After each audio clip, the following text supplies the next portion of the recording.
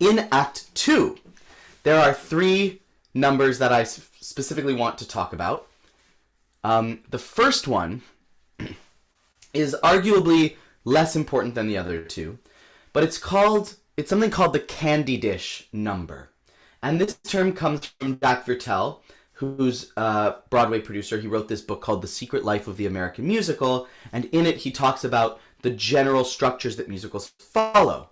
In the quote-unquote candy dish song, the idea is that there's usually a song somewhere in like the first half of Act 2 that just provides some variety, like a candy dish. It gives us something we haven't seen before. A really good example of this is in Little Shop of Horrors. Little Shop of Horrors is a campy, like sci-fi show about an evil plant who comes to Earth to eat everybody and suck their blood. It's super, super over the top. You want to talk about tone of the show? The tone of this show is camp. It's comedy. It is over the top horror to the point of it being hilarious. It is really cheesy. It does not take itself very seriously. At the beginning of Act 2, the second number in Act 2, in fact, is Suddenly Seymour, which is kind of the most sincere song in the show, and it's just a really beautiful love duet. That's something that we have not seen in this show before. We've seen the campy stuff, we've seen the funny stuff, we've seen the over-the-top horror, we've even seen a plant eat dismembered body parts at the end of Act 1 with blood going all over the stage. But what we haven't seen in this musical yet is 2 people who are in love singing very tenderly to each other.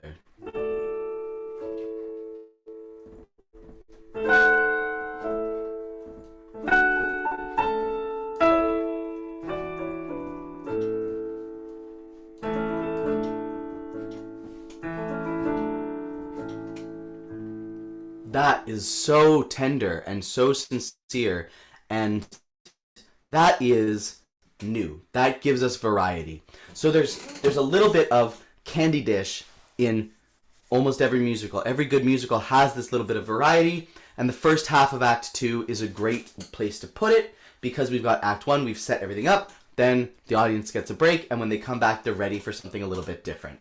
So that's the candy dish. The second number that I want to talk about is, I think, the most important musical number in a musical. It is the musical number that, to me, defines a musical. And it's called the 11 o'clock number. We have heard this term before. Yes, this is a term that is not... It's widely used. We all know the term 11 o'clock number. But it's hard to define. It's hard to say what truly an 11 o'clock number is, because everybody has different terms. Similarly to how an I Want number is not just something that is a song where somebody wants something. It's not that general. It's very specific. It has to function in a particular way for the overarching structure of the musical. The 11 o'clock number is very, very similar.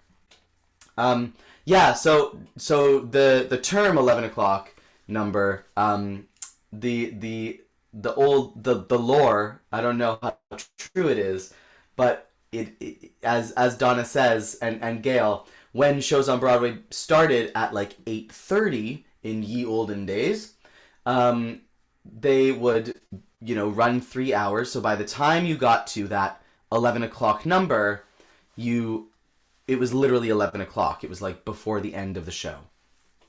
But it's also, I also like to think of it like if you're looking at a clock face and you're going around, the 11 is right before you get to the 12. It's right before you get to the end. So often, the 11 o'clock number is the second to last song in the show. Not always. And we'll look at some examples of when that is not the case. But the 11 o'clock number needs to be a solo, usually the protagonist. But crucially, the most important thing is that the 11 o'clock number is where the lesson of the show comes out. Why has the audience been sitting here for the last 2.5 hours? What have we learned? What have we gotten out of this experience? That is what the 11 o'clock number tells us. Most of the time, it is a solo for the protagonist where the protagonist goes, "Hey, I learned a lesson." The most iconic, arguably, 11 o'clock number ever written, in my opinion at least, is from Company. And it's called Being Alive. It is possibly my favorite song ever written. And Company is a show that doesn't have a very clear plot in some ways. It's a series of vignettes. It follows originally a man named Bobby, although in the recent revival it was changed to be a woman named Bobby. Somebody named Bobby who is not married and is not really open to love, but they have a lot of friends who are married, and so they follow around their married friends and they have experiences with their married friends and they learn a lot about marriage from observing their married friends. And at the end of the show, they sing this song called Being Alive, which is, I think, like the best song ever written. If you ask me, it is positively beautiful, and it sounds like this.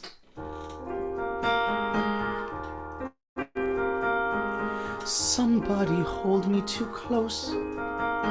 Somebody hurt me too deep.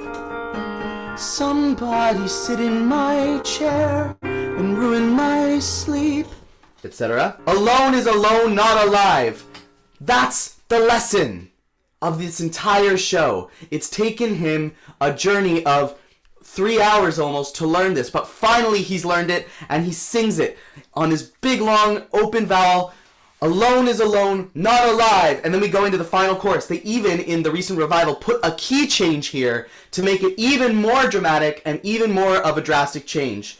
Not alive! Somebody crowd me with love. Somebody force me to care. Somebody let me come through. I'll always be there, as frightened as you, to help us survive. Being alive. Being alive. And a big high note. He's learned the lesson. We're all celebrating. Being alive.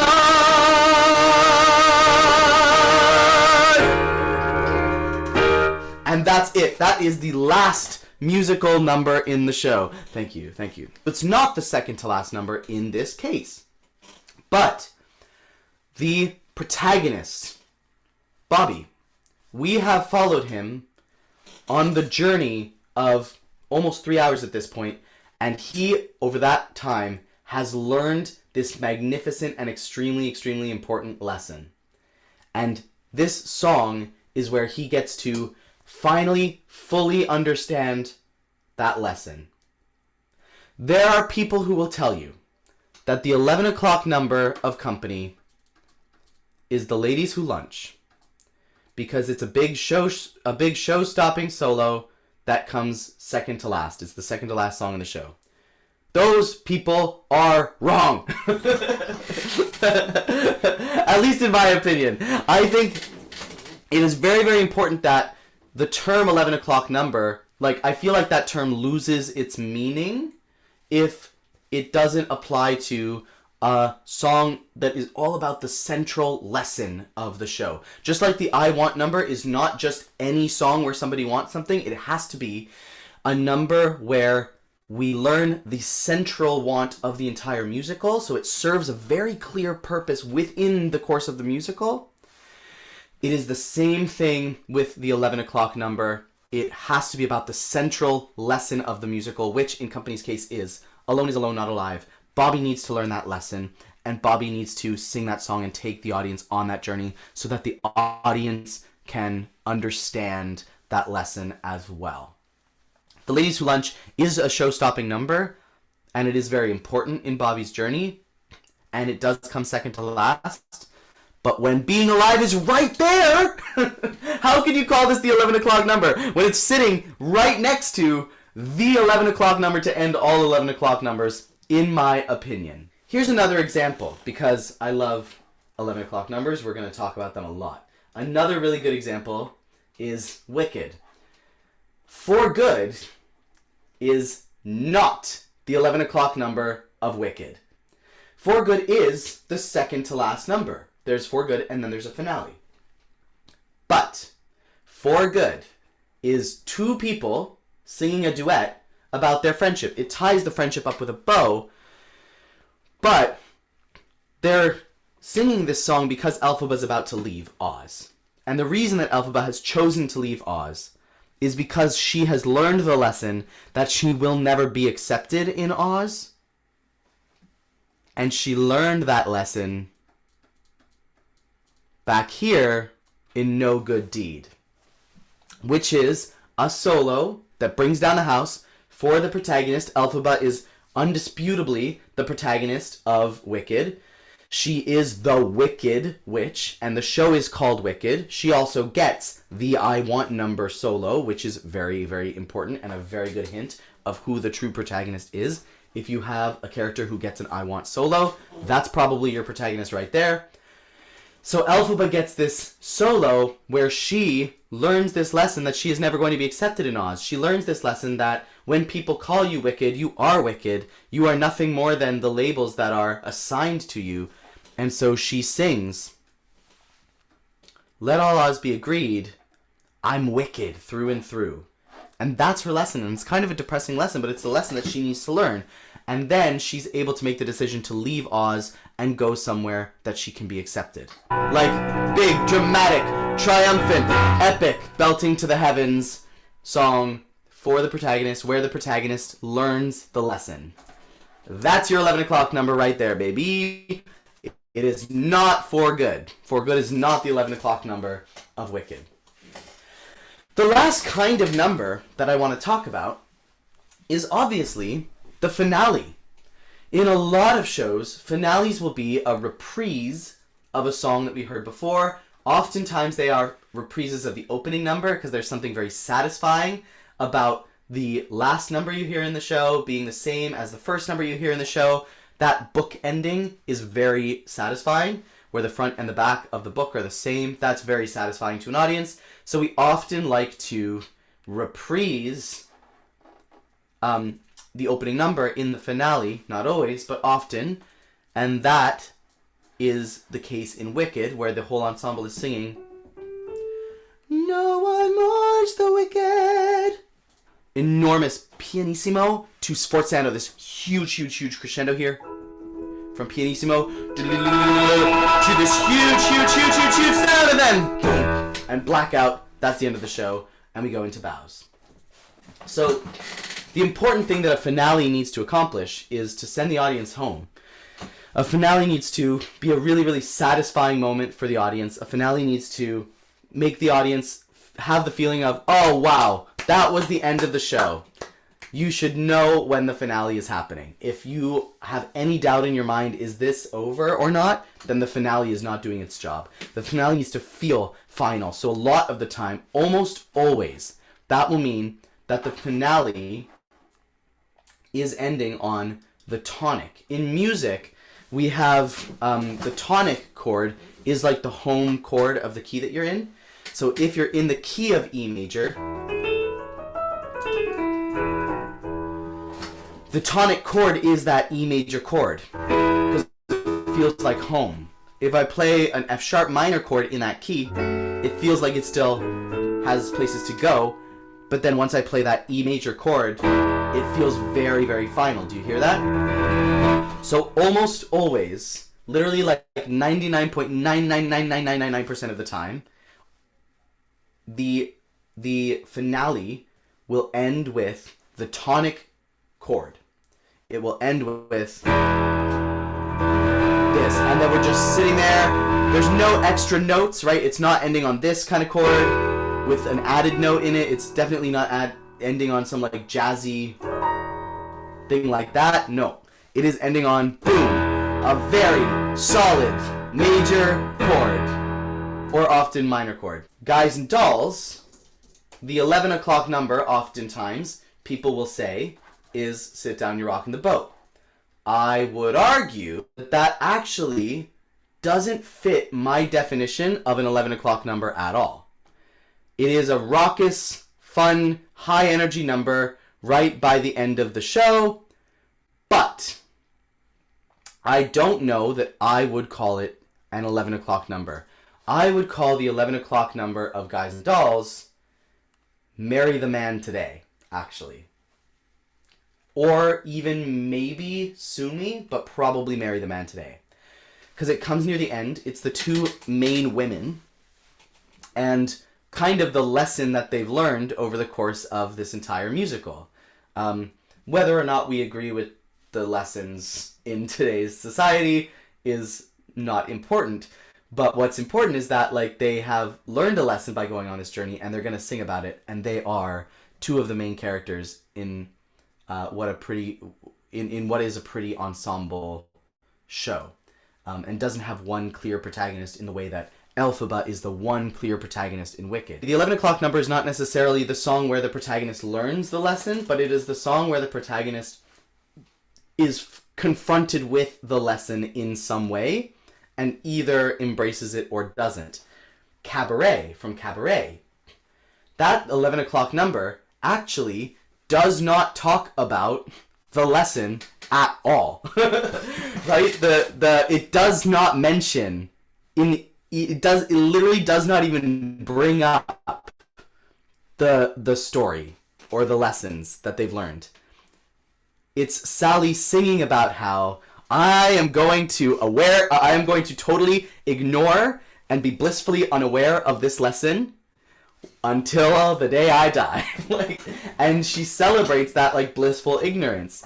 And that is the 11 o'clock number Cabaret. And that is what makes that 11 o'clock number so gut-wrenching, because you know that she is going to refuse to learn anything from what she's been through. Book of Mormon, because I think the 11 o'clock number in Book of Mormon is the Hasadiga Iboai reprise that Nabulungi sings. That's like a ballad version of what was a comedic song earlier in the show. And it shows how much Nabulungi has been hurt by the things that have happened. And even though Nabulungi is not really arguably the protagonist of the show, that would probably be Elder Price and Elder Cunningham in equal measures. Elder Price and Elder Cunningham have this lesson that they need to learn, which they end up learning in a roundabout way by seeing how hurt Nabulungi is from the mistakes that they've made. Kind of, I would argue. So that is a way that the 11 o'clock number can belong to a character who is not the protagonist, if it is still the protagonist engaging with the lesson for the first time. In Dear Evan Hansen, a great example, there are kind of two 11 o'clock numbers. Because on the one hand, Evan Hansen has a big 11 o'clock number in Words Fail, which is a classic 11 o'clock number where he sings, like, I learned to slam on the brake before I even turn the key, before I make the mistake. He's literally saying, this is what I've learned. And then he's saying that he wants to step into the sun. He's learning that he's going to, quote unquote, step into the sun, when in his I Want number, he's saying that he was going to step out of the sun. So he has come on this journey and learned this lesson and switched around, and he sings this big high note, and it is a classic 11 o'clock number. But then we also have, right after that, So Big, So Small, which is a song for Evan's mother that kind of shows Evan the lesson that he really needs to learn, which is that, the connections that he makes based on truth, like his connections with his mother, are the things that are not going to go away. He has lost all of his friends because he's lied to them. but he hasn't lost his mother because that connection is built on something real. And she sings, your mom isn't going anywhere. Your mom is staying right here. Your mom isn't going anywhere. Your mom is staying right here no matter what. I'll be here.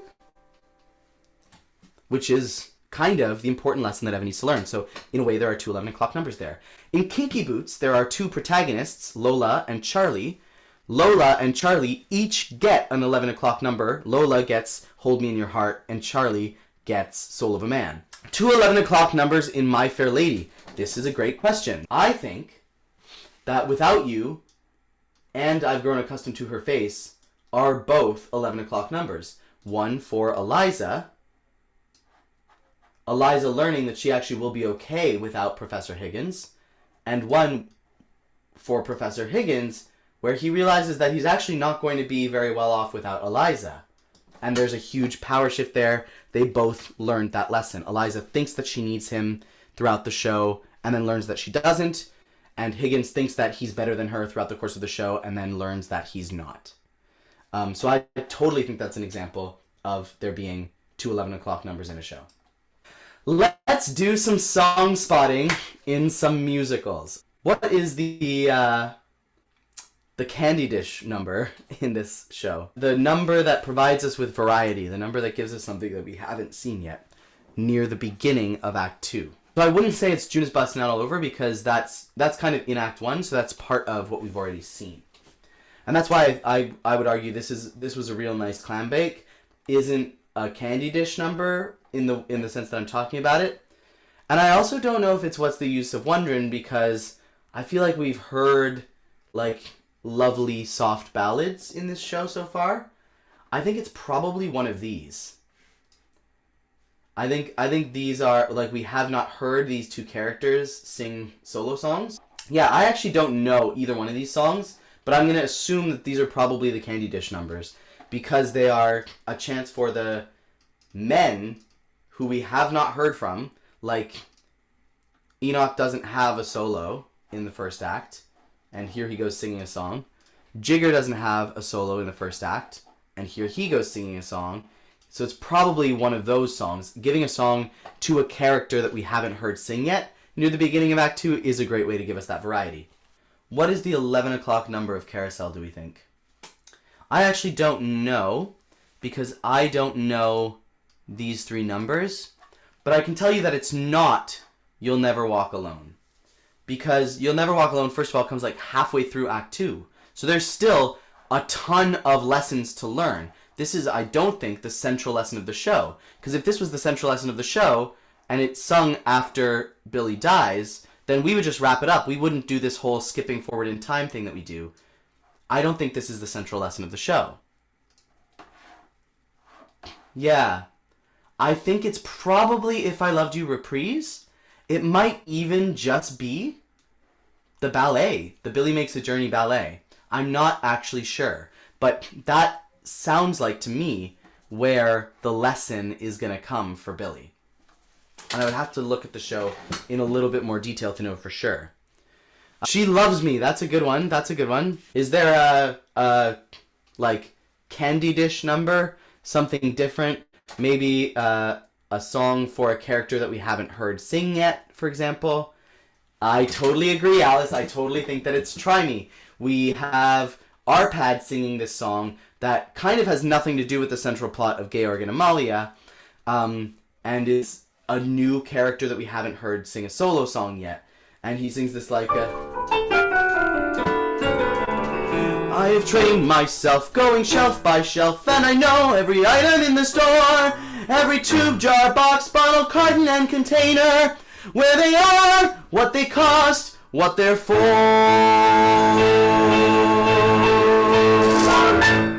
Although it's something you have never thought about, Mr. Marichek, try me. You need a man who knows the business inside out, Mr. Marichek, try me. Right? Like an upbeat, fun number for a new character that we haven't heard before. I think that totally fits the bill for Candy Dish. What about 11 o'clock number? This one is hard. do we think that it's actually, like, I don't know it very well, but does this actually sum up the central lesson that, like the central lesson of the entire musical? Because I don't know that it does. I kind of think, in a weird way, it is Vanilla Ice Cream and She Loves Me, like Jim says, because those are kind of the two big, like, I learned a lesson songs for the protagonist. Like, Georg sings She Loves Me, like, accepting that he loves Amalia as well. That's the key point. But it also is tricky because there's, like, a little bit of nuance here because there's still so much to go and so much in the plot to resolve that I don't know that they have fully learned the lesson yet. So it's kind of tricky. I don't know that there's a true 11 o'clock number in She Loves Me, but I bet you that somewhere around here we see that Georg and Amalia have learned their lesson. And it might even actually be the finale. Might also serve as the 11 o'clock number. It needs to give us variety so we can analyze how musically the quote-unquote candy dish number is different from everything we've heard so far in the show. If it's the 11 o'clock number, it needs to communicate this very clear lesson to the audience.